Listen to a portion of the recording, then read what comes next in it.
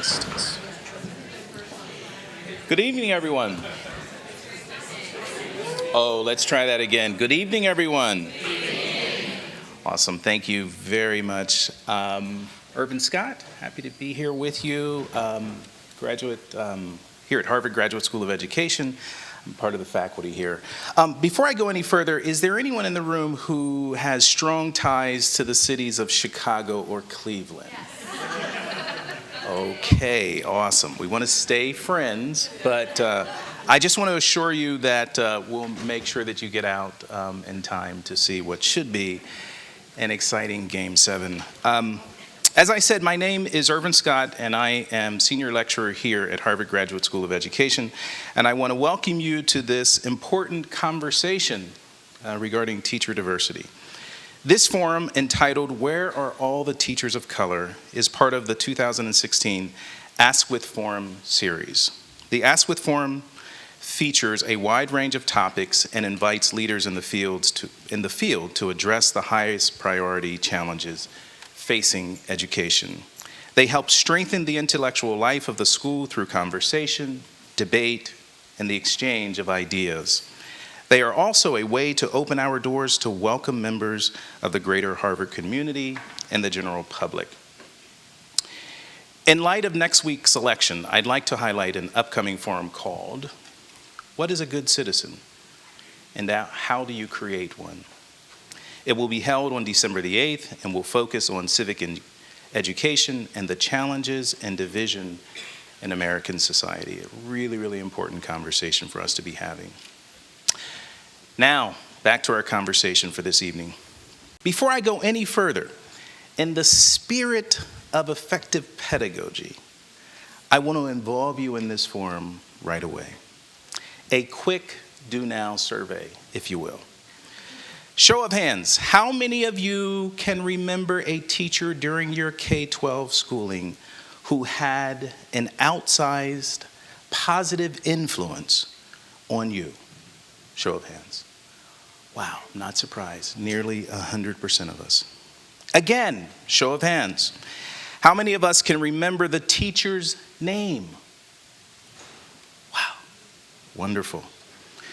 Now, the final part of this quick activity. I want each of you to get the name of that teacher who came to your mind. And on the count of 3, I want all of us to share the names of those teachers. You don't have to yell it. Just state the name. We're going to fill Askwith Hall with the names of those who have shaped our lives. 1, 2, 3.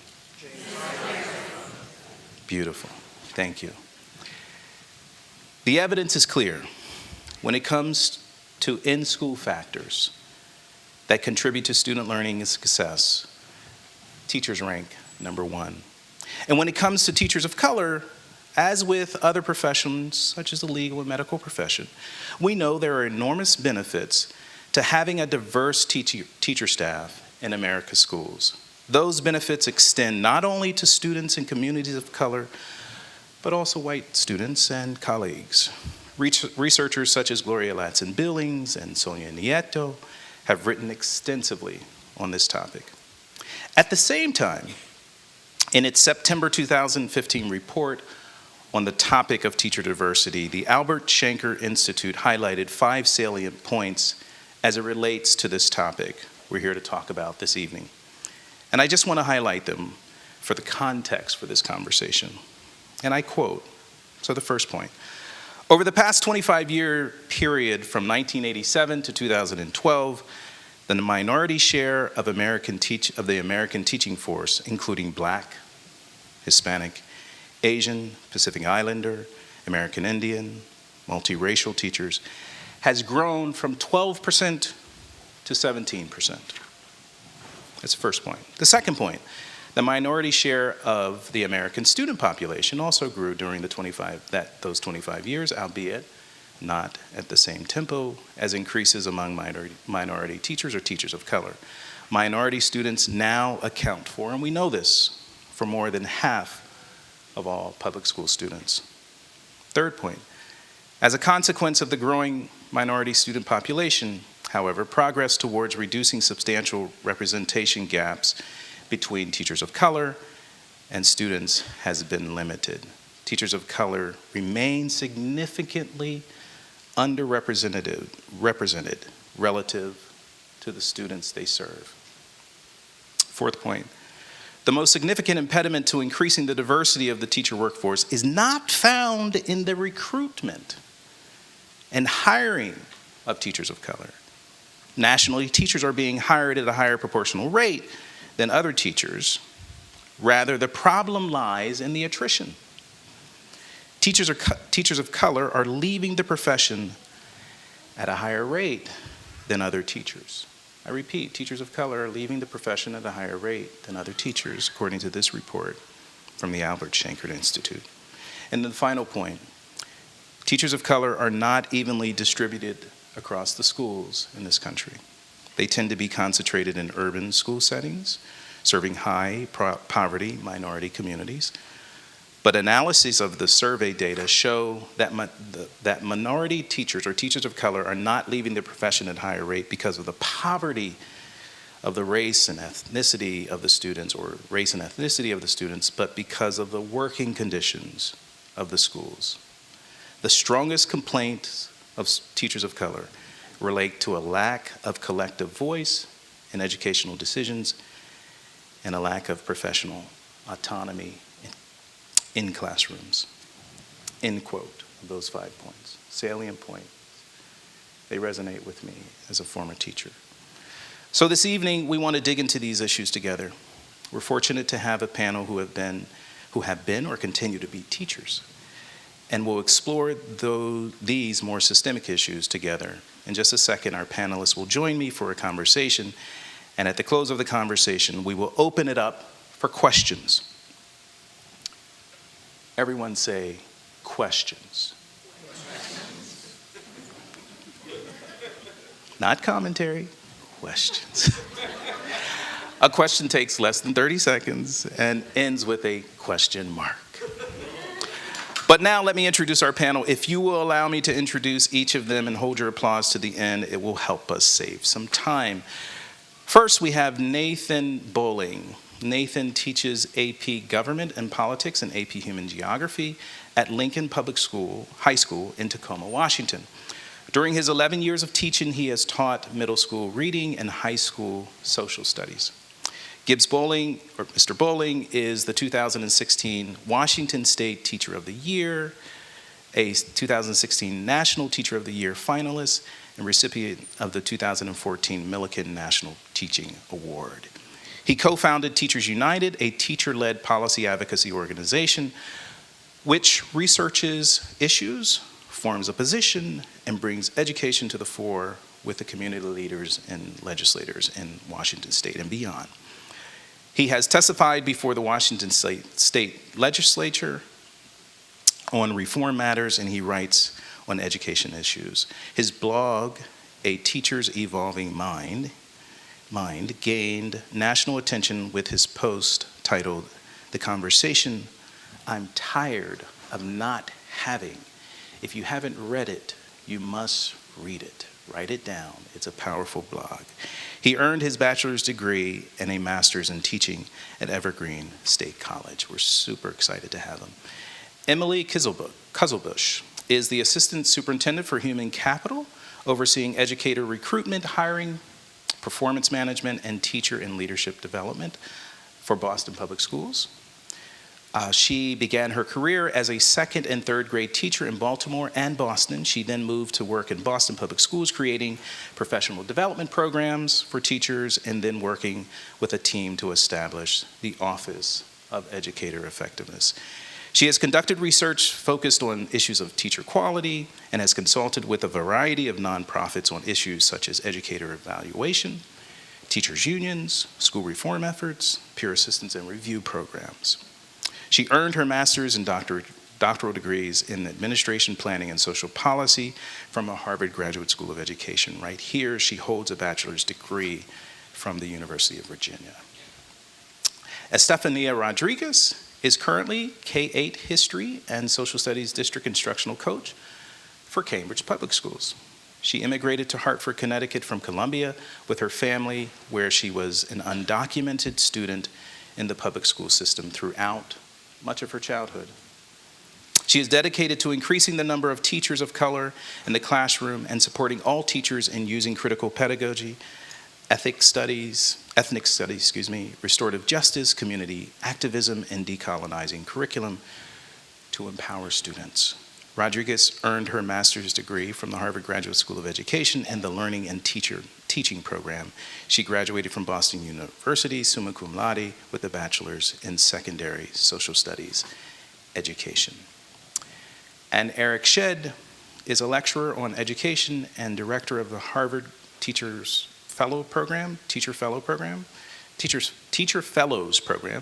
Harvard Graduate School of Education. Prior to coming to the Ed School, Shedd was the director of secondary history and social studies education at Brown University. From the Bronx to Harvard University, his passion for helping struggling students become critical thinkers has been the driving force in his 15-year career as a teacher and a teacher educator. Shedd has also served as a methods instructor at New York University and with the Stanford Teacher Education Program. Shedd received his PhD in curriculum and teacher education from Stanford University, master's in education from NYU, and bachelor's from Wesleyan University. Would you please help me welcome this esteemed panel? Thank you.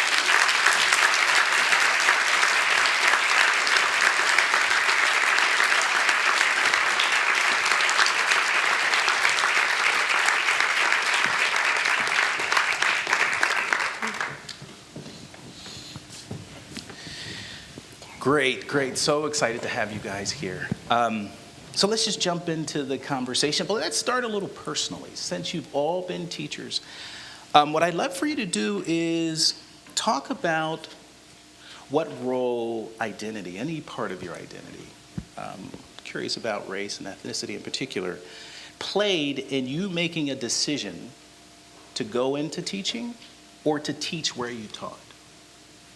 Nate, since you're currently teaching, why don't we start with you and then we'll go through it. Sure. When I went into teaching, my plan was to go back and work at the middle school where I went to. I went to a high poverty middle school in Tacoma, Washington, called Jason Lee Middle School. And essentially that was my plan. I was gonna go work where I was from and work with kids like me. But my district HR program had a different kind of set of thoughts. I ended up at a suburban middle school working at a predominantly white school with very fluent kids. And it was a very interesting experience for me. It was very unfamiliar to me, but I love the work and I love the children I was working with. And so one of the things I think I'm really passionate about is that we need educators of color working with our students because our students need to see people of color in positions of authority. We live in a society that's becoming more diverse, more diversified, and it doesn't serve our students to have only white females in front of them because that's the reality they're gonna confront. And so for me, that's one of the driving things behind my role as a teacher is I'm showing my students what it is like to be a professional African-American male in a state that's only 7% black. Awesome. Emily. Sure. As a white female, I will say that I do not think that my race or my gender played a role in deciding to go into teaching. As Irvin mentioned, I went to the University of Virginia and had a very non-practical major of political theory. And I had an idea that I wanted to do some type of service, was interested in the Peace Corps. A program called Teach for America popped up. This is in the early days. And I saw this as my opportunity to join an organization that sounded exciting and to stay in the US and to teach. I did not have a long-term plan to stay in education, but I first taught in Baltimore and then ultimately came up to Boston. Great, thank you. Stephania? I have to say that absolutely my race, my ethnicity, my background was a huge factor in why I decided to go into teaching. So I am a product of Hartford Public Schools, a district that for years has been going through a number of reforms, failed reforms. I can't think the number of superintendents. And even so, I had incredible teachers and had the opportunity to be part of different spaces like Upward Bound that were targeted for inner city students. And because of my teachers, because of programs like Upward Bound, because of my incredible assistant principal in high school, I saw that education was framed to me not as social mobility, as we tend to do as teachers. Get a good education and you'll get a good job, and then with that good job comes a lot of good money and things will be better. But I had a lot of incredible people in my life who framed education as liberation from myself, and that I needed to take this on as a part of social justice work. It wasn't just a job or something that I wanted to kind of put on my resume. And so after I went to Boston University, I knew it wasn't up to question that I would go back to Hartford and teach, and that's where I taught for the past 5 years. And of course, being Latina and working in in Hartford, I didn't have a white student. Sharing the same language, the same points of reference, the same background as my students definitely helped me build a stronger relationship, and having to maintain the trust with my students versus a teacher who's coming in who's an outsider where they have to build that trust. So I worked really hard in maintaining that trust, but absolutely my background and seeing what teachers did for me and my family absolutely helped me make the decision of, one, becoming a teacher and going back to my community to teach. Yeah, so you consciously said, I'm going to go back to that place based on who you were. Absolutely. Great. Eric. I really like your point around education as liberation as being a driving force for me. That was a main reason that I got into teaching. And I would also connect it with other things around the notion of wanting to help my community, really interested in intellectual exchange of ideas, and also being a person that really likes relationships. And so teaching seemed like a really natural calling for those reasons for me. Great. So I wanted to follow up on one of the things that you said, Nate, about teaching not just students of color, but teaching also white students. Could you say a little more about why you think that's beneficial? Well, you mentioned in the introduction that teachers of color have higher turnover. Yeah. And you mentioned that they're working at higher poverty schools. I would just say one of the issues we have is the job of a teacher at a high poverty school is unsustainable. And that's a different forum conversation to have. But we can't just, yes, we need more teachers of color in the system, but we can't say, hey, we need more teachers of color in the system and all of you go work in the hardest jobs possible, right? We need to be putting them in front of, everybody deserves a good teacher, and everybody deserves a teacher of color, and everybody deserves to have somebody who's effective and passionate working in front of them. And it benefits students to see people who aren't like them, who are educated, and it breaks stereotypes. Yeah. Like for many of the students who I encounter, both black and white, I'm the only college-educated black male they know. That's a problem. A huge problem.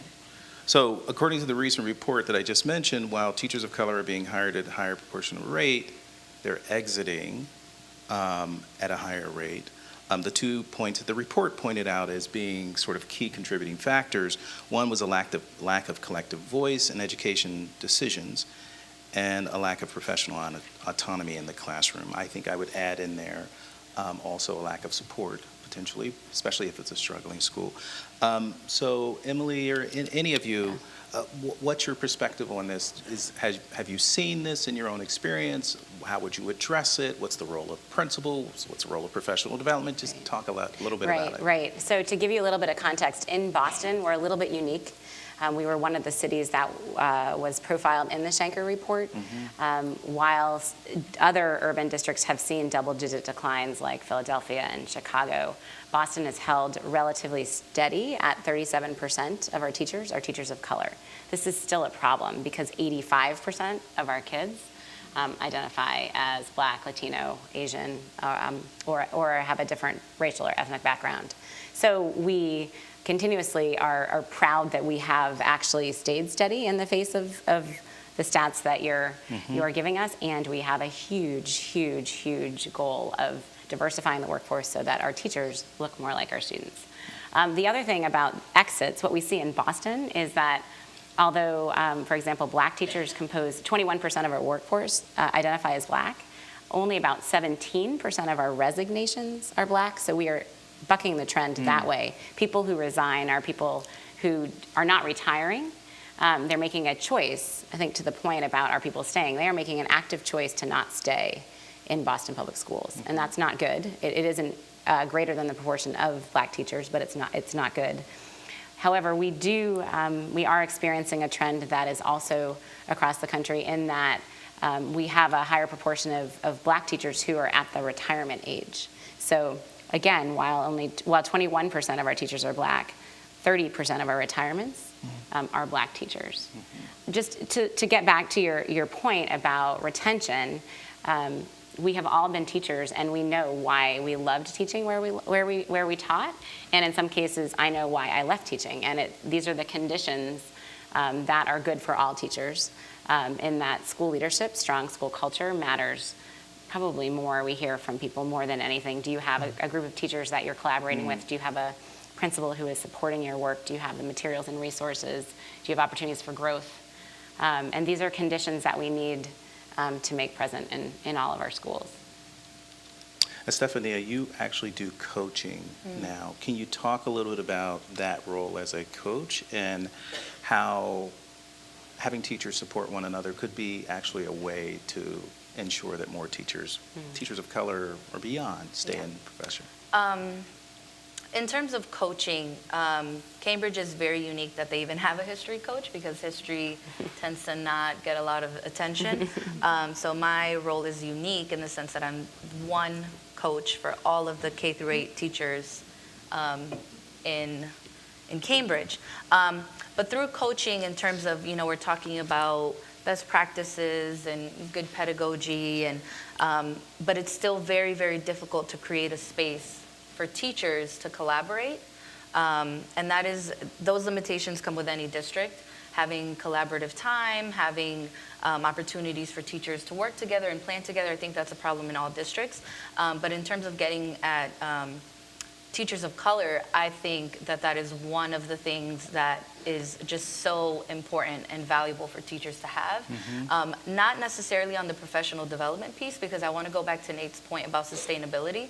We are working in the toughest district. We are taking on an extra burden. We are mothering and fathering our children. We have a very special bond and relationship with our students where we're going above beyond, and not that other teachers don't, but I think, the numbers speak in the sense that we're leaving the profession because it's not sustainable.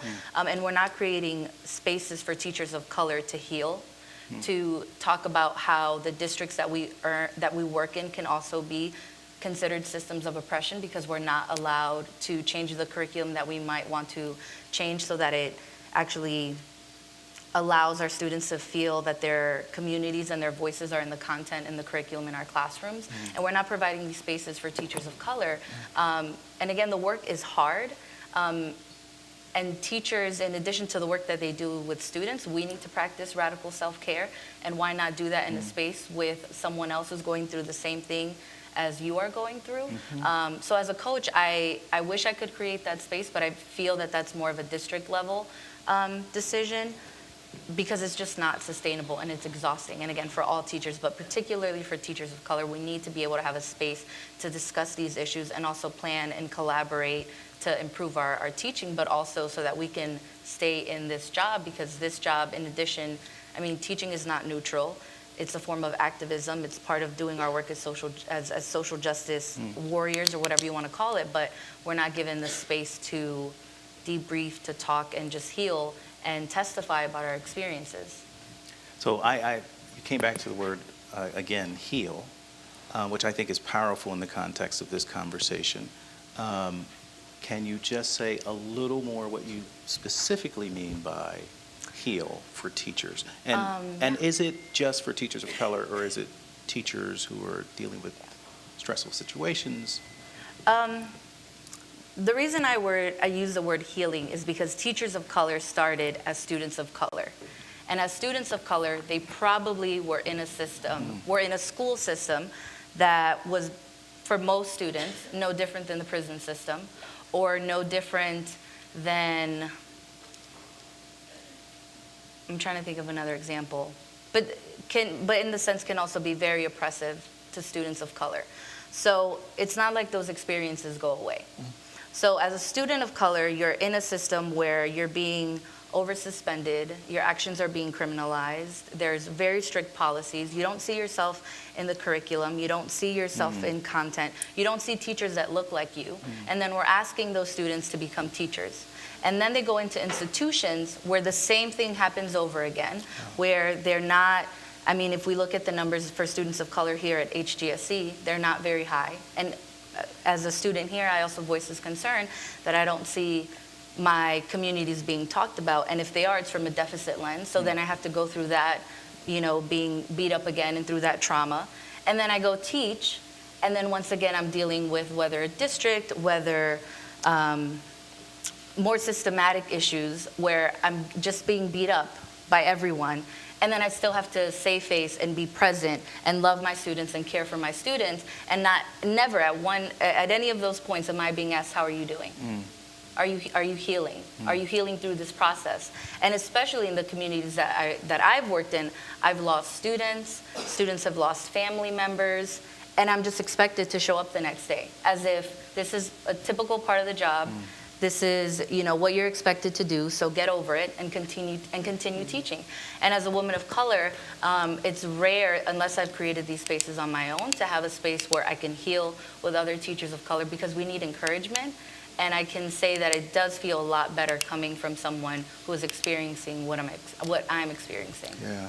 So I think you've opened the door to this third question that I just want to open up to everyone, and that is, so one of the things that we as educators, particularly in the context of the education debate or school reform discussions, one of the things we struggle talking about is issues of race, racism, implicit bias, other equity issues. Can we have this conversation about teacher diversity without talking about that stuff? Emily, why don't you jump in? No, we can't. And I have a follow-up question for you related to this work, because I think that we talk about that school where teachers are teaching as the most important culture that you're experiencing. That's where you are every day. That's where you do this hard work. And you've also said that the district can and it sounds like should play a role in creating those spaces for individuals to discuss race and to discuss issues of equity. Boston is this year dedicating 50% of principal professional development to talking about race, talking about issues of equity. We are doing it across the central office. It's a start to get into these conversations. We have created affinity groups. We have a couple groups for women educators of color and male educators of color that are district-wide. So you may not have, and I think this is something else we should talk about, you may not have colleagues at your school who are other people of color. You may be, what I hear from teachers, that it's very challenging if you are the only person of color on a white faculty, and that is different than if you are teaching in a cohort. So I would love, so taking your question and shooting it back your way, you see a role of the building principal, it sounds like, but also the district. Can you talk a little bit about that? Yeah, absolutely. In thinking about the district where I come from, and I'm talking about Hartford, and actually I won't even put Hartford as an example. I think with any district there's a lot of mismanagement of funds. Not that I'm an expert to say here's where we should direct the money, but things aren't getting better, so we need to reconsider where, if not our funding, our time, our resources are being put into action. But I absolutely agree that the district has a role to play in creating these spaces, because if it doesn't come from the district, if it's not coming from the principal, once again, we're asking people of color to create these spaces. In addition to the job that, takes up our weekends, takes up all of our nights. So I think it would be proactive if it came from the district, because we as educators just don't have enough time to recruit and send out. How can we, get the word out? How can, starting this grassroots movement of getting teachers of color to work together. And that takes a lot of work. That's a whole nother job that I would never ask an educator to do, but I know that a lot of people do in their districts, and it's very helpful. And that it also sends the message as an institution that we value this space, we value your work, and we value your time together, and acknowledge that this is something that is ultimately going to help our students. Yeah. So it also sends that message. Great. So Nate, let me let you jump into this sort of question around race, racism. I know you were pretty vocal in your blog about this conversation that you're tired of not having. And from a teacher perspective, I wonder if you could just share that with our audience. Sure. Well, I guess one of the things we have to establish is that, teaching is hard. Teaching a high poverty school is harder. Being a beginning teacher at a high poverty school is hard. Being the only person that looks like you on at a high poverty school, where all the students look at you as a role model, and you have that extra burden, is the hardest. And we don't have those conversations. We don't talk about those impacts. It was funny when this idea of this forum was proposed. A student or a colleague of mine was like, "Well, that's a short conversation. Where are the teachers of color? They're not in the classrooms because they're miserable in the schools." Right? And so we have a system in which our students don't feel valued. We have a system in which our students of color are marginalized and pushed out. We have a system in which our students of color get, because of turnover issues, get our least effective teachers. And this set of outcomes produces an educational system that is unjust for our students. And then we bring bright-eyed, bushy-tailed, like the people who made it through, and say, like, go into this burning house and save it. And that's just not, it's not sustainable. And we know better. We know better. Like, we wouldn't allow these things to happen in suburban schools. Like, fundamentally, society has less regard for students in high poverty schools than they do in suburban schools, like, period, full stop. I was really struck in, like, 2015 or early 2016 about the photos coming out of Detroit public schools and the decrepit conditions of the schools. Like, that would not be allowed to happen in suburbia. It just wouldn't. But we don't have regard for our students of color and our students in urban areas the same way. I think there's an analogy that we can learn from urban planning. So we stopped building high-rise projects all over the country in the 70s. Like, we realized that you can't concentrate poverty and stack it 13 floors. It's a terrible idea. Like, no urban planner would do that. But we open and run schools like that every day. And so when you concentrate poverty, when you concentrate the issues of poverty that come along with it, mental health issues, right, lack of access to resources, and then just shove educators into that and say, hey, go fix that? Come on. And so there's we have to be, like, honest about this as a nation, and honest as a community, and honest as educators, that the job we're asking people to do is not possible.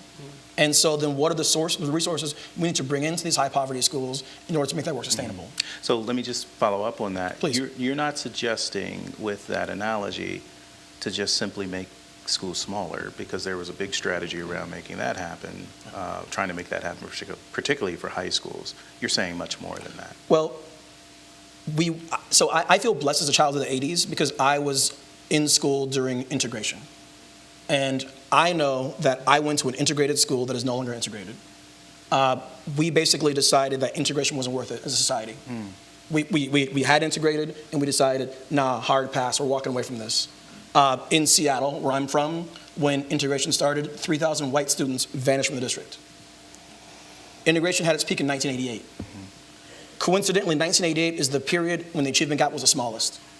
Like, those things are not coincidental. And so there's a larger societal conversation to be had. Like, yes, where are the teachers of color? But also, where's the concern and where is the responsibility that we have for the students of color? Because the students of color are now the majority in this country. And if we have the same academic outcomes for students of color 30 years from now that we have right now, then, like, what is the future of this nation? Like, that's a fundamental, like, very real question. If we allow what is happening right now to continue, what is the future of our nation and democracy?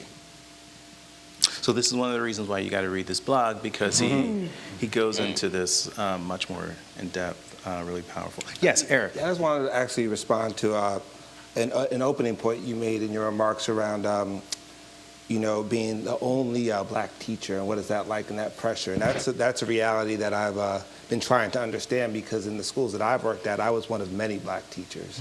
When I started my career, I came in with 3 young black males, and this is staff at 30, and there was already established black teachers there.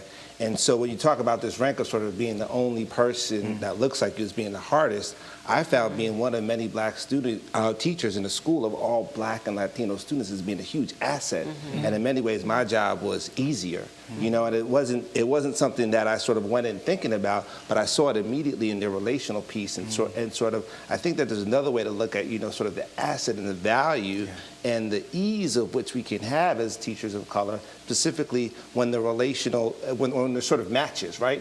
Not to say that all teachers of color are going to identify with all students of color, but when you do have that matches, it's powerful and profound. So when we look at this idea about the need to sort of recruit and retain teachers of color, specifically in environments where they're one of many, I think the value is tremendous, and I think that's just another way to sort of look at it. Yeah.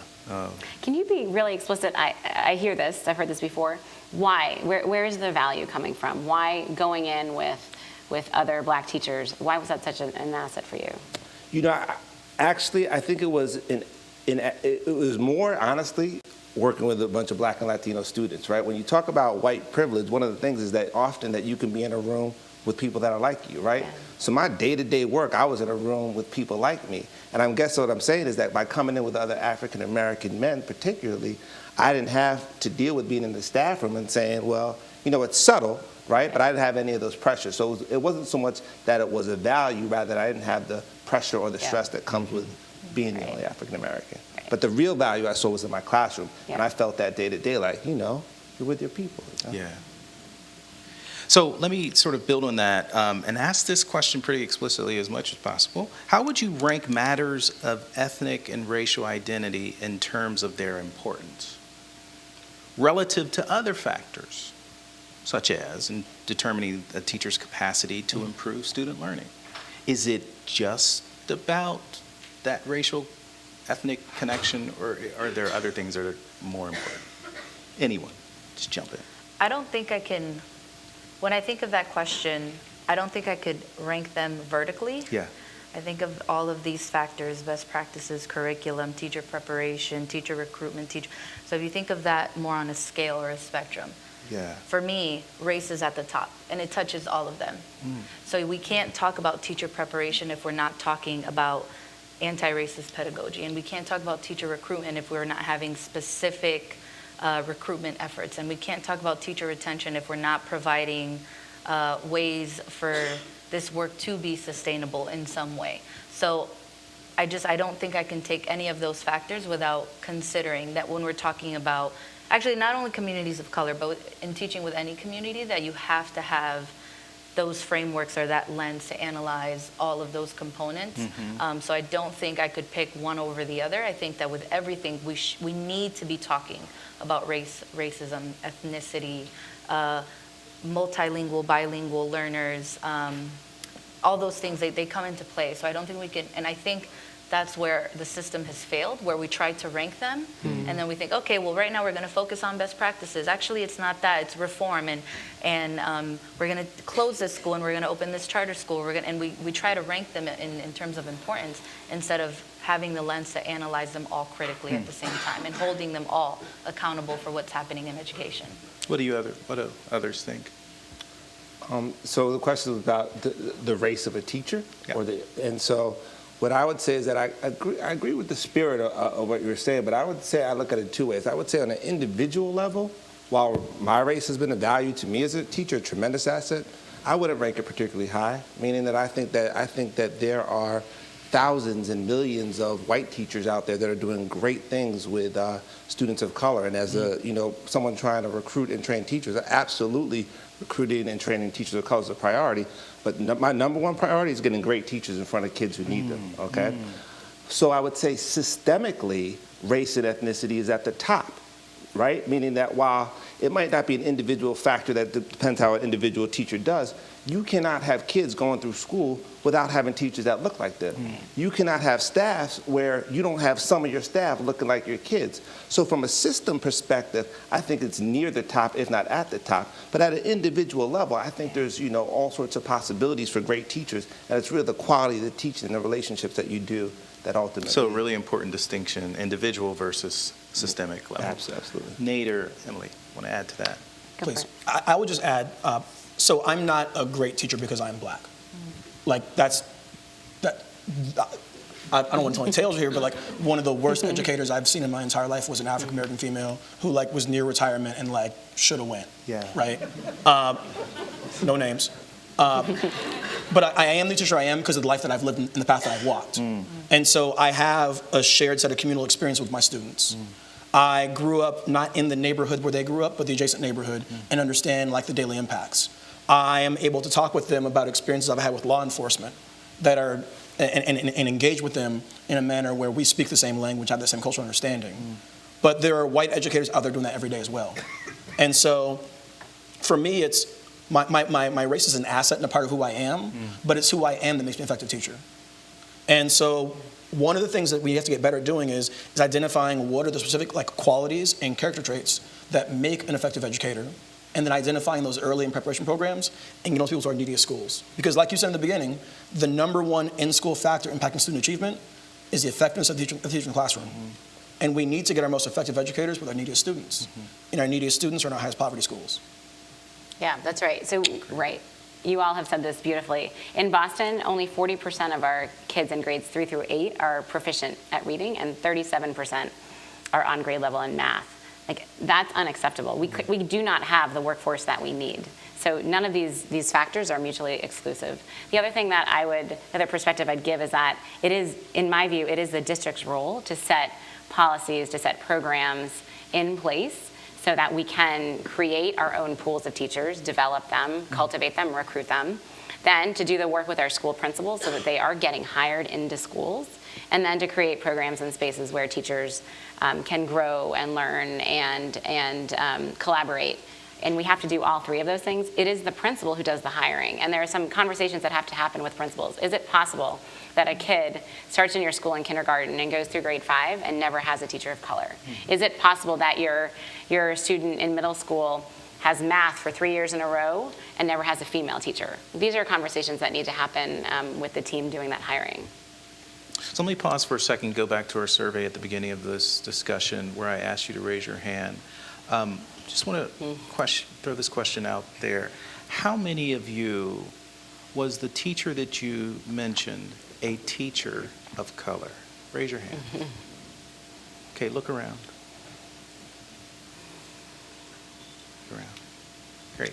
Thank you very much. Well, but it's very telling that these 3 hands went up. Right, like I'm not here without James Phillips. Yeah. Like period, full stop. And I'm guessing the same is true for you all as well. Yeah. Awesome. Thank you. So my colleague and friend, Travis Bristol, I'm not sure if he's here tonight. He said he might try to drop in, but he may be watching. He's a professor at Boston University, and he's done a lot of research and sort of program development in the area of retaining particularly male teachers of color. And one of the things that he advocates for is differentiated support for those teachers based on the challenges that they have in staying in the profession, which we've heard about already. So I'd love to get the panel's thoughts on this notion of differentiated support for specific teachers, in this case, male teachers of color, based on their identity. Right? So I'm a huge advocate of differentiated professional development, so I want to sort of set that aside. That's not what we're talking about. We're talking about a particular group that we want to stay in the profession that's not staying in the profession. Let's give them different support. Thoughts about that? So one of the great organizations doing this work is a movement called EduColor. And so EduColor is a nationwide network of teachers who are focused on equity issues and issues impacting students and teachers of color. And so, like, it's my online community, my church, essentially, where I talk nationwide with other teachers of color because I'm in Tacoma, Washington, which is not a very brown place, right? And so I've made connections with people like Jose Vilson, who teaches in New York. I've made connections with Jeff Ford, who's in North Carolina. And so, like, that's been an opportunity I've had. Another thing that I've seen done really well in Washington State, there's a group called the Martinez Foundation. So the Martinez Fellows were started by Edgar Martinez, the soon-to-be Hall of Fame baseball player from the Mariners. His wife started the Martinez Fellows, and what they do is they identify teachers of color in their last year preparation and then give them ongoing support. And so they come together and they have cohort meetings throughout their first, second, and third years. And it was amazing the first time I went and spoke to the Martinez Fellows, because I walked into a room of educators, and it was the only time in my career where every educator in the room was an educator of color. And they were each other. They know what's going on. Some of them are working in rural communities on farms with migrant students. Some were working in like the hoodest of the hood. But like they were each other, and they could talk about the situations they had and the struggles and circumstance. But like that's a unique thing that's happening in Washington State. I'll say that not a lot of districts nationwide have the capacity to do this work. And if they do have the capacity, they don't have the will. And so if you're going to be an educator of color and you want a community, you have to be entrepreneurial and go find your own community or make your own community. Yeah. Well, what's interesting about the example that you gave before others chime in is that supports required some community connection. So it wasn't just being done by the district, it sounds like, but it was being done in collaborations with others in the community. Others on this notion of differentiated support for teachers. So I've been personally disagreeing with this idea for about 8 years. Travis is a dear friend of mine, and we spent my last year teaching. I actually taught with Travis, and I think that an interesting experience is that while I spent 7 years in school where all the principals were black, all of my APs were black or Latino, and the staff was either significant or majority African American and Latino. The 1 year that I spent with Travis, we were in a school that was pretty diverse in terms of student body. Administration was white. We were the only black men on the staff, and so it was a different sort of experience. And so that's just the background when I say I disagree with it. And I disagree with it for a couple of reasons. One is that, you mentioned the idea of, or you mentioned the scholar Sonia Nieto, who talks a lot about the importance of autobiography and bringing autobiography into the work. And I think that's a powerful way that you can bring these issues of race and where people are coming from and background to the surface, but it doesn't necessarily have to be in a form of, just one particular subset. It could be a way to do it with all subsets. In some ways, I think that could be powerful. I have a colleague on our faculty who talks about the importance of bringing your context to all conversations and surfacing that, and I think that work can be powerful. What makes me a little, the pushback I have with this idea is that what is the black male PD that you're going to give me, and how do you know that that's what I need? There's a multitude of black experiences. I find it ironic and interesting instead that in the passing remark, you talk about your ability, your interactions with police and your ability to engage students with that.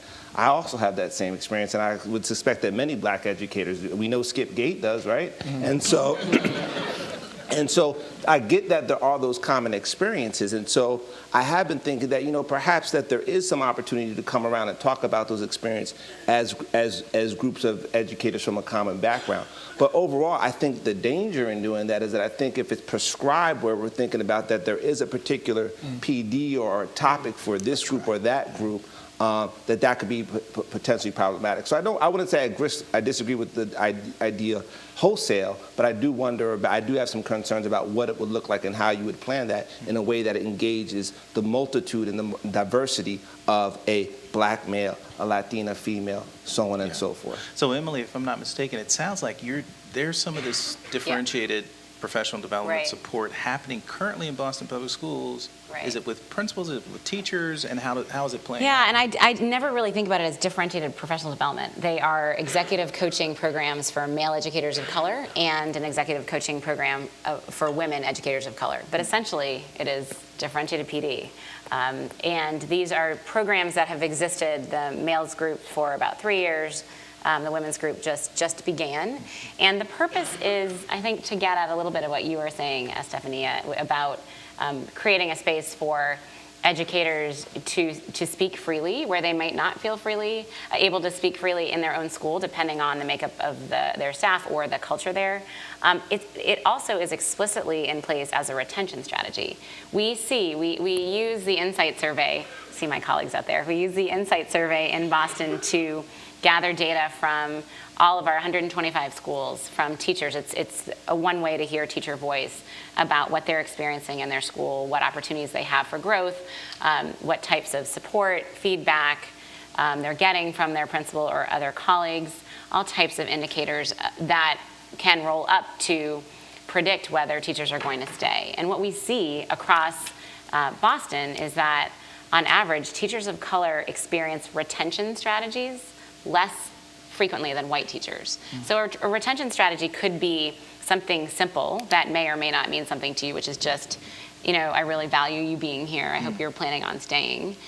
To identifying you as somebody who should apply for a leadership role, or just checking in with you to make sure you have the resources and support that you need. So we see this across the board, and we cannot stop working with our principals around building their skills and awareness in these areas, but the district programs are serving a need to ensure that we are doing whatever we can to retain really valuable educators. Stephania, you want to? I agree with Eric that my question would be, what does that PD look like?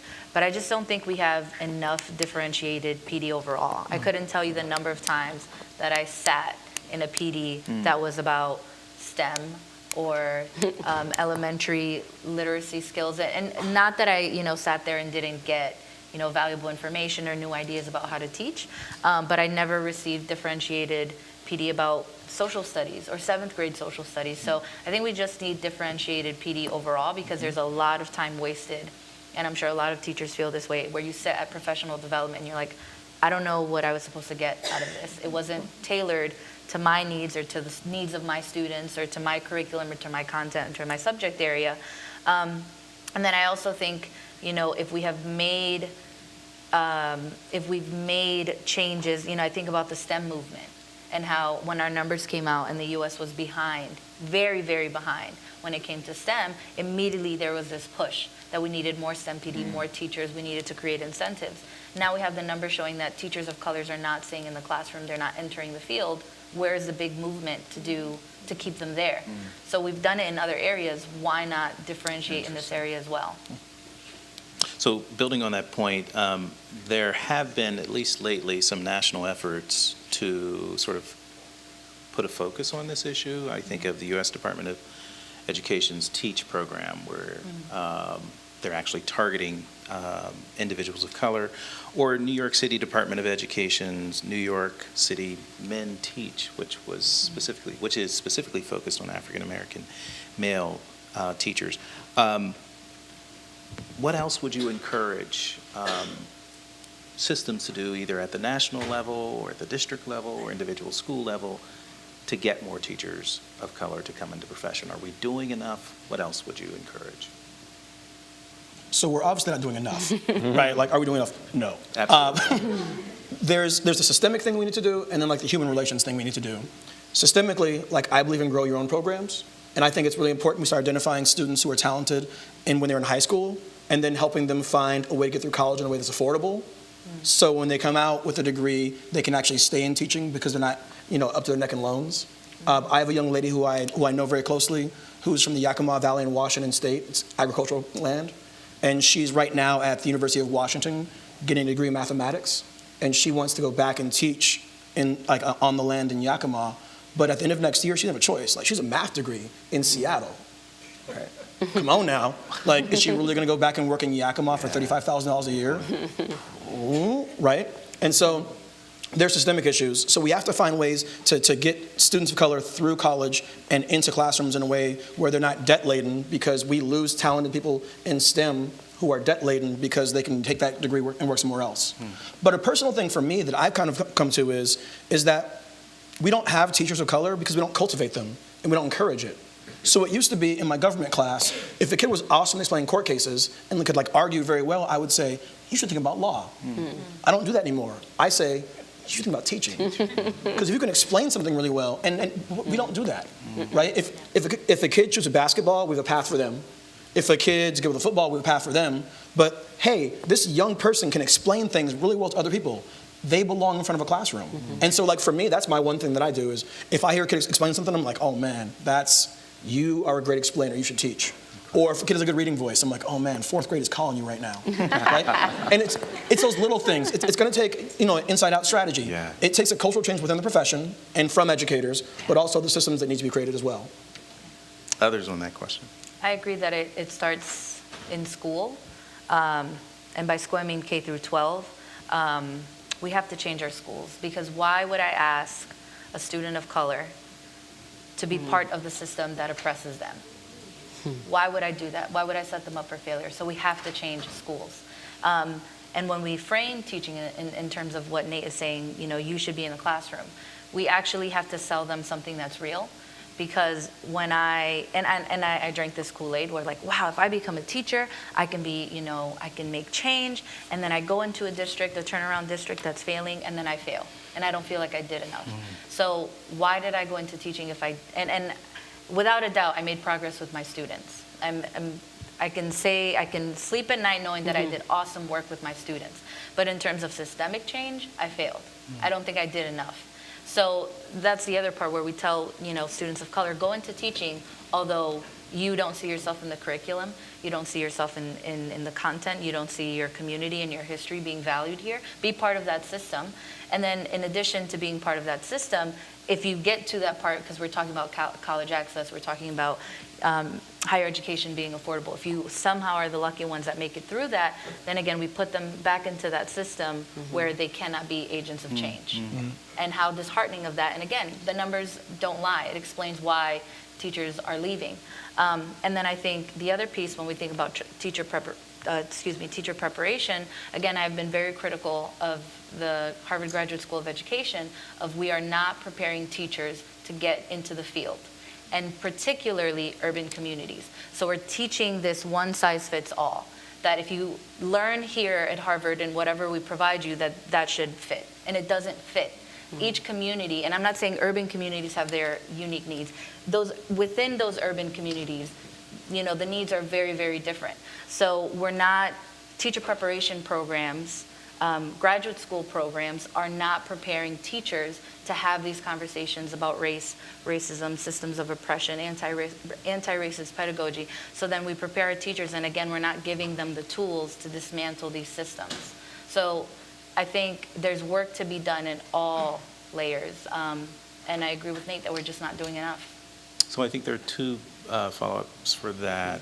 But before we go there, Eric, can you talk a little bit about the teacher education program that you're involved in? Because there's a powerful article that Harvard Magazine recently put out where it's talking about that program. And it actually starts off by highlighting their work in one of the local high schools, Madison Park, which is an urban high school in the area.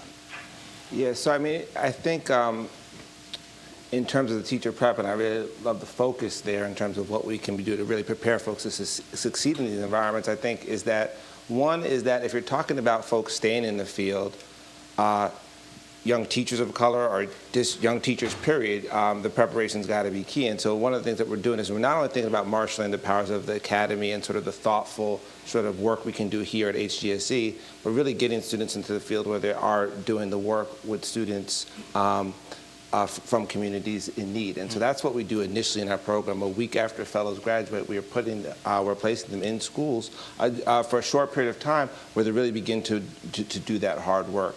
And what that does more than anything is raises lots of questions, right? And lots of challenges and new perspectives, and sort of bringing all this sort of practice and training and saying, wow, this is hard. This is hard work, and now I got 16 more months in this program to figure this out. And so it's also the duration of our program, where you go into sort of different schools and different communities again, because one thing we want to do is we want to prepare students to succeed in high-needs urban schools, but we don't want them to have one vision of a high-need urban schools. You have different schools. We have charter schools, district schools, vocational schools, no-nonsense approaches, very progressive approaches, and collectively what that experience gives you, along with the work we're doing here in the academy, is a real sort of deep vision of the sort of the multitude of layers and challenges. And so you're sort of asking questions early on in your career and beginning to develop a mindset to sort of answer them. And I think some of that is around the sustainability, or leads to that sustainability piece, where you recognize, let me sort of redefine or recalibrate my goals where I can have these high expectations and deal with these real realities every day. And so I don't want to do a little infomercial, but yeah, I'm always open to do that afterwards if anyone wants to follow up. But I think that there's a lot of work to do, and I think that it's a commitment of ours, but we also recognize it's a challenge and one that we want to constantly grow in as well. Great, thank you. So we've talked exclusively pretty much about teacher diversity. And as Stefania, you've really pushed on this notion of changing the system, changing curricula, changing things, the oppression that students of color experience, which begs the question around not just teacher diversity, but other levels of diversity at the administrative level, the policy making level, the school board level. What would you say to that? And then we're going to go to some questions to our audience. I mean, absolutely. Again, there's work that needs to be done everywhere. Principals need to be having these conversations. I think one piece that I want to speak on is we have, a great teacher in the classroom, and this teacher happens to be a teacher of color.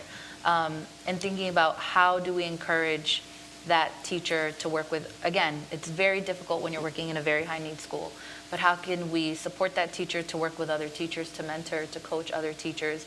And again, when you identify them as a leader and they want to lead, that we ensure that they do that and not prevent them from doing that. Because I've found with many of my colleagues, the second that they start to speak up because they've been identified as a leader, for some reason, then they're cut off. And I don't know why that's a trend. And it's because I think when they start speaking up again, they're challenging the system. They're challenging the principal, and principals don't need that. They have enough to deal with. So if we do identify leaders, really cultivating them, really supporting them to work with other teachers, and that means taking some things off their load. But again, when you're thinking about a high need school, why would I ask my best teacher to do less in terms of working with students, to do more with teachers? And that's a lot to ask a teacher to do without compensating them, without providing them with additional prep or whatever they may need. So absolutely, how can we not only encourage principals to have these conversations, but how can we set up principals to not only say, well, go ahead and identify the leaders, but then realistically say, when you identify a leader, allow them time or compensation or the resources to work with other teachers, because to ask a teacher leader to do more work is just not sustainable. So not only training principals to have those conversations, but actually giving them the resources to really support teachers. So Nate, you've been, in your role as Washington State Teacher of the Year, you've been interacting with a lot of policymakers and legislators.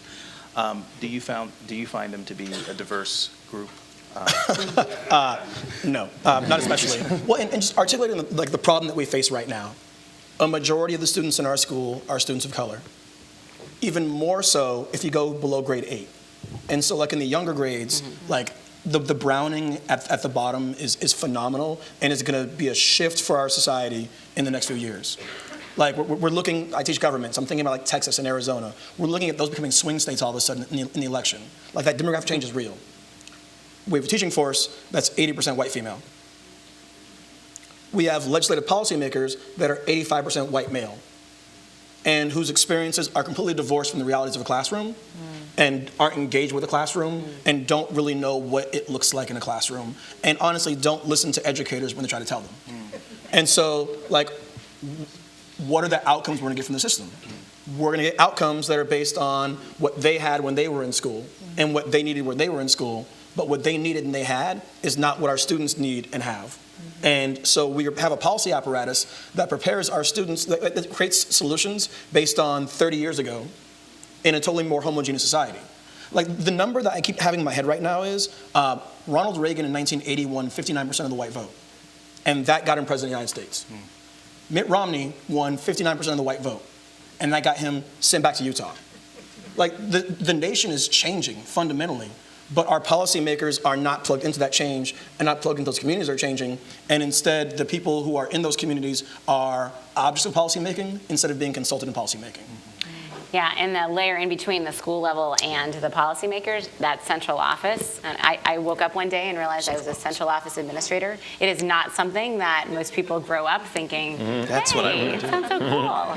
And I do not think that we have historically, I'll speak from Boston's perspective, we haven't been as thoughtful as we need to be to think about what skills do people need, what perspectives do people need in those roles, because we are the ones making the policies that then affect the teachers and affect the principals.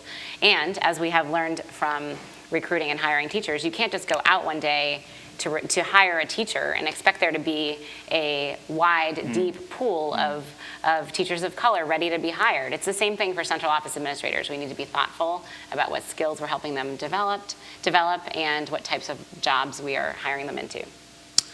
So I want to turn it over to you, the audience. You've been great, but I want to do something real quick.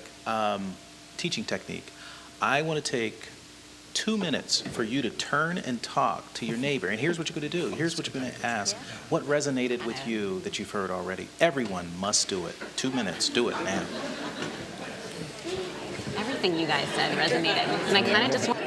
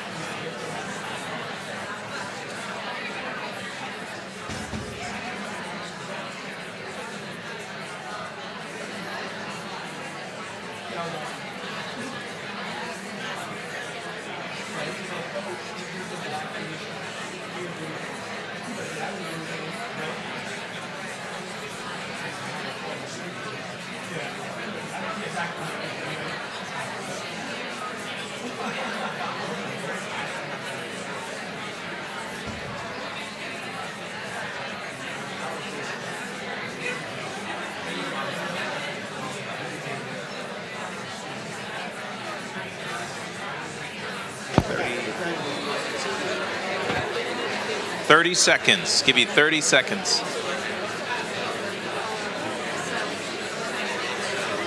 Lots of Boston colleagues. I love watching it.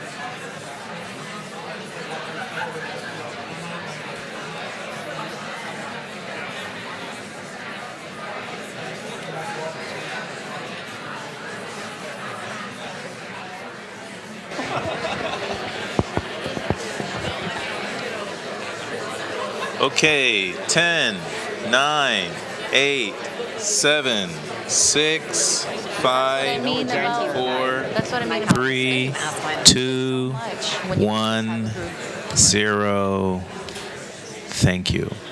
Awesome. So we've got 2 mics, and we'd love to have your questions. We've got about 20 minutes or so. Everybody repeat after me. Say question. So I will try to make sure that we actually get a question, but we'd love for you to interact with the panel as we move forward. If you would, just state your name. If you're representing an organization, if you could say that also, and then get to that question. We'll give the panelists an opportunity to answer. Thank you. Hi. My name is Sharon Hinton. I am a teacher, a parent, an educator, and the founder of Black Teachers Matter. I'm a community activist, and thank you for having this forum here. I had to make a lot of choices tonight on which one I should come to, and so I'm glad I came here for a couple of different reasons. Awesome. And I will keep it to a question. Thank you. Thank you. And there's 3 questions. We may only answer one. I know. Oh, all right. Washington is not Connecticut, is not Boston. I'm from Boston. Boston's had a mandate to have at least 24% of the teachers as African American, not of color, African American. It bothers me, so I'm gonna try not to be the stereotypical angry Black female, that I feel that you have come up here and being the poster child to a system that has historically failed the Black and brown community in Boston, and it is still doing the same thing. You didn't mention charter schools, and there's a huge initiative. You did. And so I know the initiatives that are going on. I am a teacher. My question to you is, what kind of legal support do teachers get when 2 things happen? One is when they're assaulted by children in the system, because that does happen. 2 is, what kind of legal support do they have when they're going up against the system? I came into teaching in a charter school because as a teacher from Northeastern University, our kids weren't ready. And so I started teaching in a middle school, and 3 of the Black teachers left with me. They were younger than me. They left because the pay wasn't good, and this was a charter school, because they didn't get the support that they needed in the environment. They mostly left because of the culture that was this white fragility, this institutionalized racism that said, if you are Black and too Black for us, you are not the right fit. That's what we hear. So the other question is, what are you doing to change the evaluation of Black teachers and teachers in color? Because that's why they're being pushed out. They're not just leaving. From 1954, Black teachers have been pushed out because we were told we weren't good enough to teach white students, and that white people had to come in and teach our kids. So 99% of the teachers in charter schools are white, and white females who are afraid of our kids and who are suspending them and giving them detention at higher rates. So what are you as an administrator doing at the Boston Public School System to change the culture from the top to the bottom and not just bringing us into a burning house? Thank you very much. 2 questions real quick. Emily, do you want? Sure. I'm gonna start with the last point that you made about evaluation, because it's a topic that the 5 of us talked about and didn't address on the panel. We in Massachusetts instituted a new evaluation system in 2011, like many other states in the country. And since then, every year, so this system is a 5-step system that involves teacher voice. It uses multiple measures of measurement to look at teacher performance. Since we instituted this system, we know that implicit bias, explicit bias is an issue in every profession, in every aspect of life, and we have, from the beginning of the system, examined the data to look at where do our results fall by race, by gender, by age. That's something that we care deeply about and we've been looking at. We, to date, do not see that we have, as other districts have had across the country, statistically significant problems with a disproportionate impact by age, race, or gender. It doesn't mean we're not concerned, and I hear in my job from teachers who are concerned that potentially their evaluation results are a product of their identity. And in those cases, we have an Office of Equity in Boston Public Schools that thoroughly examines those cases. So that is the teacher's recourse to make sure that the system has been followed carefully. The only thing I would add is there was a recent report, I think the person's name is Jim Wyckoff. He did a report on Washington, D.C. public schools and after their teacher evaluation system. And one of the things that he cautioned was making sure that teacher evaluation systems don't have a disparate impact on teachers of color. So it is something to take into consideration. One more data point that I'm going to share that we have discovered through this process of looking at the school culture data is that something that's interesting is that there is, in terms of teacher perception of the evaluation system, there is a data point that shows that teachers of color actually believe that the evaluation system is a more accurate judge of their performance in the classroom. This is very new data. We are looking into it. They also believe that the evaluation system is more likely to give them clear feedback about what their strengths are and their areas for growth. So in addition to looking at these kind of hard numbers, the hard data, it really matters to us what teachers are saying. This is something we have just discovered, and we'll dig into it. Let's go to this side. We'll go back and forth. Hi, thanks so much for your time. I'm Aaron Boslin. I'm a student here at the Graduate School of Education, and I want to go off of something Nate said about encouraging talented students to become teachers, because it reminded me of something I heard in Miami, where I come from, where there's a program called 5,000 Role Models. It's been very successful in providing career support and mentorship to Black and Hispanic boys from very young ages up through high school. And because it had been successful in so many things, the county was looking at trying to encourage those students to become teachers with the idea of creating this pipeline, and discontinued that because the single biggest obstacle they were encountering was that teachers were telling these students, no, you're talented, you've got a future, like, don't do this. So I hear Nate and I go, oh, this is great, like, this is the other end of the spectrum. Or I think about myself as a teacher, sort of other end of the spectrum. But how do you get it so there are more Nates and less, you're too good for this? Yeah. Thoughts, reflections. How do we get teachers? How do we get teachers to push the profession? Well, we have to raise the esteem of the profession. Like, morale is low in the profession. Like, so I love my job, right? I'm woefully underpaid in my job. Every year I stay in the classroom, depending on who's making an offer, I'm taking $25,000 to $75,000 a year and burning it in my front yard. Now, as long as my wife is along with this wicked deal we've made with ourselves, then, like, we'll be okay. But, like, that's an issue. Like, esteem is low in the profession. I love what I do. I love what I do because I work for a good leader, I feel supported, and I feel like I'm making a difference. There's too many educators who don't feel like they're making a difference, don't feel supported, and have good leadership. If you want to change the conversation that we're having with students, you have to change what's happening in schools. Like, those three factors matter. I've been in my building for 8 years, and everybody asks, like, when are you going to do something else? As long as my principal is there, because I know what it's like to have an amazing principal, and I always like to have an I principal. As long as my amazing principal is there, I'm in that building. But when that leader goes away, like, I'm looking at options.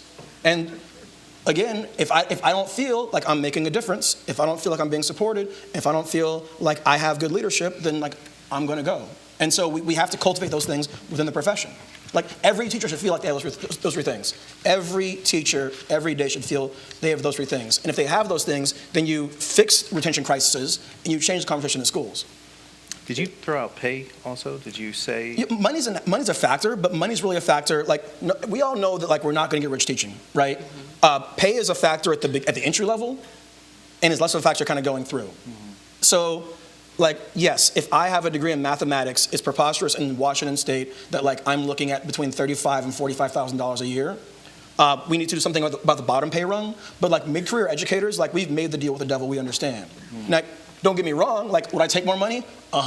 Right? Like, I drive a Kia. I would love more money. But, like, when I leave, it's not because money sent me out, right? Like, I don't want to say nobody leaves over money, but if you look at the research on, like, why people leave, money is not the number one factor or number two factor or number three factor. Yeah. Anyone else? Yes. Yeah, that's what I build off. I think another thing you can do is kind of raise the profile of what teaching can be. You know, if we look at Nate here on the stage, this man has a national voice, you know, in terms of what's happening in the teaching profession, is really moving the conversation from a classroom perspective that's engaging in conversations around policy and beyond. And so when we think of a classroom teacher as grading 150 papers and going home at 3 o'clock or whatever it might be, there's a much grander possibility. We are in an entrepreneurial time in this society, and I think that there's a ton of opportunity for teachers to become, for their voices, for their curriculum, for the things that they're doing to really expand the notion of what's possible. And I think that that really can excite and engage young people as well as teachers in terms of promoting the profession. I also think we need to reflect on what teaching is, right? And Lord knows there's challenges and struggles, right? But the gratitude that you get, you know, it's kind of hokey and it's kind of corny, but like when you have those moments, those interactions, when those kids get it, those little nudges or those grand success, that's, you can't put a price tag on that, right? And so I think that to look at the possibilities of what teaching can be and to focus on the real, genuine, positive aspects of what teaching is, I think is a way to get more folks encouraging. Thanks for your question. Over here. Hi, I'm Adelia, former second grade teacher and student here at HGSU. So teachers of color are often applauded for their ability to establish strong systems of culture and also for being good disciplinarians. Do you think that this burden is also something that might be driving teachers of color out of the classroom? And if it is, what should administrators do to combat this? I'll try to answer this. Yeah, I couldn't tell you the number of students who sat at my desk from different teachers because I could handle them. So I had students serving inside suspension at my desk. Students who needed a break would come to me. And yes, I had strong classroom management, and I think that was part of my teacher preparation, and I had a wonderful mentor who really supported my growth in that. But yeah, that's an additional burden that I now have to. I have this 30 students in front of me, and then I have 2 other students who are coming in because I can handle them. And I don't think it speaks to classroom management strategies. I think it speaks to relationship building, which can be taught, which can be developed, which can be nurtured. But absolutely, that is a factor that teachers of color are given that extra burden of dealing with classroom management, or in my case, I couldn't tell you the number of meetings that I sat in where I had to translate because I was the only or one of very few Spanish-speaking teachers. So yeah, we put on that extra burden on teachers, and again, we know it's part of the work, but when you don't have a leader who values that, or when you are just expected to do that, it definitely adds to the reasons of like, I'm just doing too much, and again, that sustainability piece. So I'm not sure how this happens. I don't know if it's taught that, you know, I've seen incredible teachers of color who have a strong classroom management, but I've also seen white teachers who have this strong classroom management piece, but for some reason, when it comes to having that conversation with parents, it's again placed on teachers of color. So I guess a long way to answer that, yes, that definitely, I have seen it, and I still see it as a coach, where I come into work with a teacher of color, and who's that kid? Oh, they're just here because they need a break. And it's not a coincidence.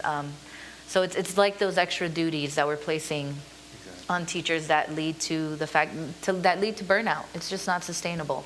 And I'm not sure if teachers need to voice that or if principals need to identify that, but it definitely adds to the burnout piece. The other thing I would just say is that's one of the things that Dr. Travis Bristol's research actually highlighted, that teachers of color oftentimes end up, particularly males, end up with a lot of the discipline issues. People come and ask them to take this particular kid because they're great with the kid. But what he showed was that they are asked to respond to discipline issues, but they're not necessarily asked about their instructional strategies. Are you doing something great in the classroom? How are you engaging your kids? So that puts an added sort of burden upon them, and they don't stay. So it's a really good point. This right over here, yes. Cool. Hey, sorry. My name is Benjamin Mensah. I'm from New York City originally, a student at Harvard Business School now. Great. I have a question around sort of professional development. It seemed like it was pretty nebulous, sort of what that actually entailed. It seemed that a lot of individuals up there were solving for the same things, but the path may be very different. And what that suggests to me is that there are different ways to potentially reach the same outcomes that are based on things that are very specific to your locality. Are there conversations being had in each of your localities with the people who are on the ground, who I would consider the teachers, to further develop the professional development programs? And are those best practices being shared across the different schools? Emily, you mind? Sure. Thank you. So yes, Question. yes, they are being developed, and no, they're not being shared very well. This is a case where what we know about good quality professional development that actually changes teacher practice in a way that enables kids to learn at greater levels is that it needs to be job embedded, it needs to be relevant, it needs to be focused on high leverage strategies that are going to actually help kids learn. There are schools in Boston that have really amazing systems of support for teachers where teachers are collaborating, where they have a small number of things that they're focusing on, and they build their skills in those areas, and they're in each other's classrooms, giving each other feedback, meeting to plan, sharing resources. Then there are some schools where that is not happening at all. And currently as a district, I would say it is an area for growth for us to figure out how to find those bright spots, replicate those bright spots, and give more teachers access to those experiences that I think we've all said in different ways is one of the reasons that why we would stay in teaching is that we felt like we were good at it and we could see that kids were benefiting from the work that we did with them and that we were really getting a feeling of efficacy. In Washington State, my organization, Teachers United, was involved in helping write this bill. We passed a bill called House Bill 1345, and what it did basically is it creates a statewide definition of PD that is job embedded, ongoing, and tied to the needs of the adult learner. Way too much of teacher PD is sit and gets. Some lady flies in from Kansas and is like, here's your problem solved, here's the Ruby Payne book. And that doesn't solve anything for anybody. The PD that teachers need should be driven by our own needs. And so in my building, we have inquiry groups that meet. And so essentially we create problems of practice and then meet in these groups, and it's teacher driven. And that's the best learning I've ever had. The best professional development I've ever received in my career was sitting down with educators who have the same problems and then reaching out to other educators who have solutions and talking in small groups. I've never learned anything from a PowerPoint. Ever. I'm glad we didn't have one tonight. Eric? If I would just add, I like this idea of context embedded. I would also think about what we're trying to do at our Teachers Fellows is also make it context rich. And that means, bringing our fellows across from different contexts, not only different cities, but really different schools, and having them think deeply about what their context is and how their schools are navigating certain issues, and then bringing that to a conversation to see if we can learn sort of different things from different contexts. So that piece, I think, is also important and something we're looking to do more of. Great. Thank you very much. Our final two questions. Hi, I'm Mark. I'm here at that school. Thank you all for being here tonight. Eric and Nate, both of you mentioned sort of some of the benefits to your students of color from having you at the front of the classroom, whether it's sort of breaking stereotypes or showing people in positions of leadership. My question is, given the fact that the majority of teachers right now in our schools are white and some of these programs that are around recruiting and retaining teachers of color may take some time to develop, what can teacher prep programs or district policies do in terms of developing or creating policies for teachers currently in the system, white teachers, around maybe bringing some of these benefits to students of color, whether it's, talking about implicit bias, challenging implicit biases, bringing up ways of countering dominant narratives that are problematic. What are the things that we can do as these pipelines continue to grow? Eric, you want to start? It's a little bit about the prep. Yeah, Sure. I think there's a number of things you can do. I'll just offer a couple. Is one, I think, and I kind of mentioned these things already before, it's about really exploring your own identity to bring that into that relationship piece. So where are you coming from and where are your students coming from, right? And not just looking at your students at a surface level. So really talking about not only the importance of it, but what are the practical strategies to actually engage your students? Who are you? Let me learn a little about you, as well as who am I? And let me really unsurface some of the things that I might have just taken as assumptions all along, that this is just how the world works, and these are people like me, and really sort of interrogate yourself. So that's why I mentioned this notion of autobiography really cutting across race as being fundamentally essential, not only but having your students generate theirs. And so I think that that's one thing that teacher prep programs should be doing, not as ideas, but what's the actual lesson plan that's going to get that out there, and then what's the disposition, the thinking that you need to do as a teaching to then build off of those relationships. That's just one. I think there's a panel here with a lot of other ideas, so I'm going to let my colleagues jump in on this. Well, I agree with everything you said. And then one thing I would say is be thoughtful about the experts you bring in. So not necessarily a teacher prep, but a classroom teacher. I had a student last year come up to me and say, "Hey, Mr. Bowen, are you Muslim?" And I was like, "No." He's like, and he asked me, and essentially I had brought in 3 guest speakers to talk about various things, and 2 of them happened to be Muslim.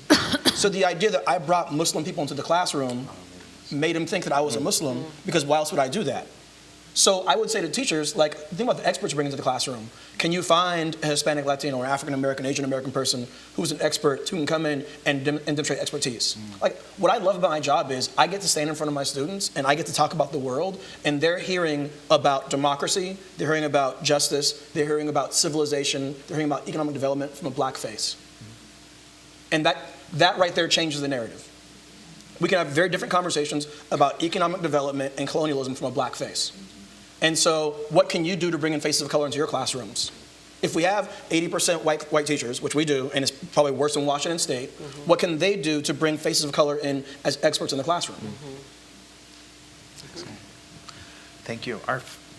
Stephanie, I just wanted to say, I've struggled with this question. What do we do with teachers who are in the classroom? How can we support them? And again, acknowledging that most of them happen to be white middle-class women. And something that peers here made me think about, instead of professional development, we need to talk about human development.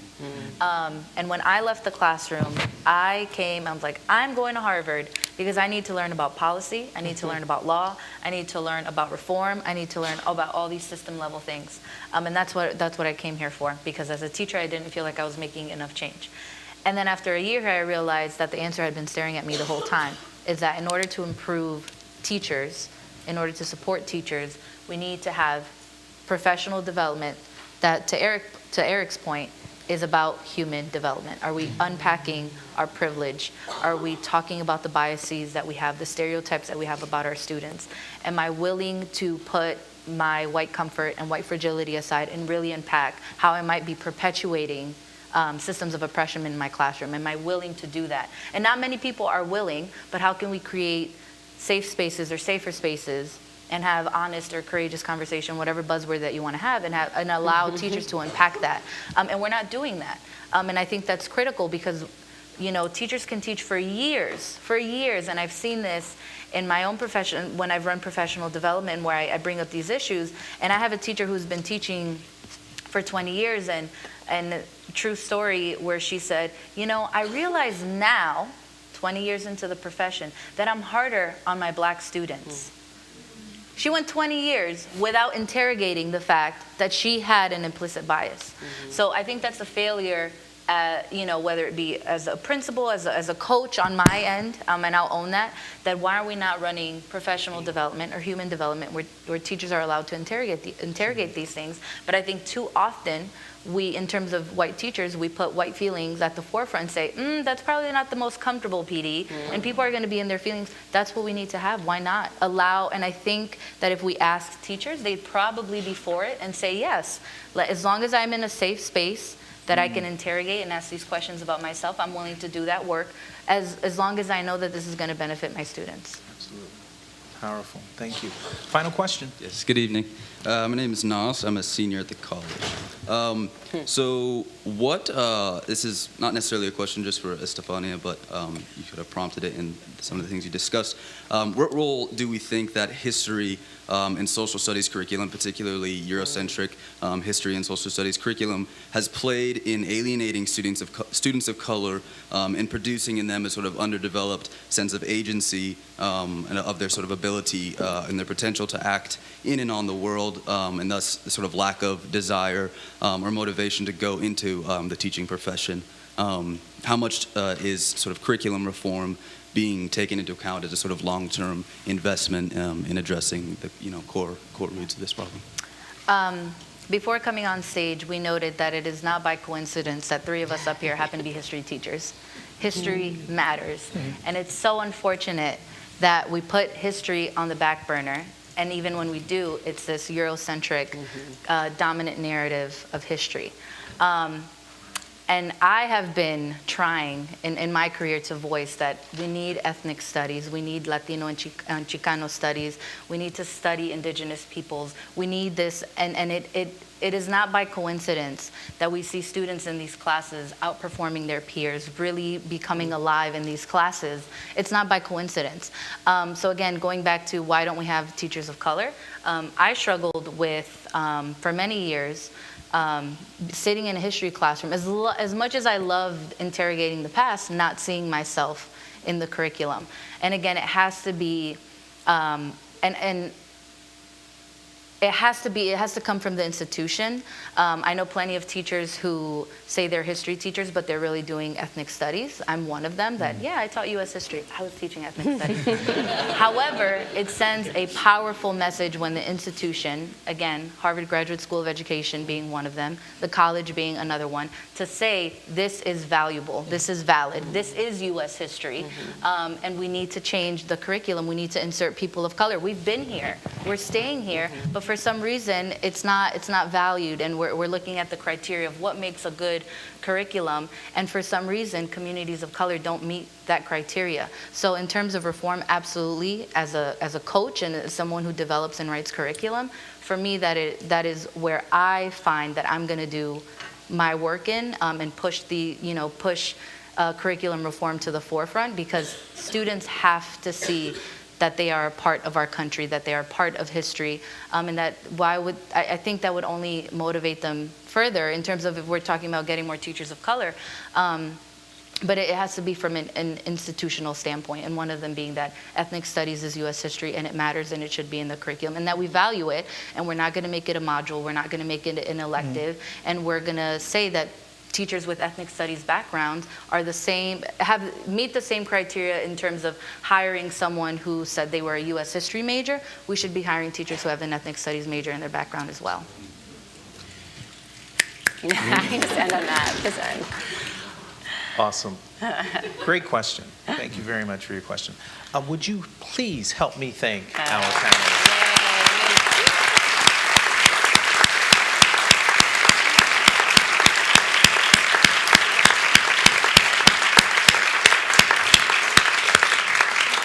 Amazing conversation. Go enjoy the World Series. Have a good night.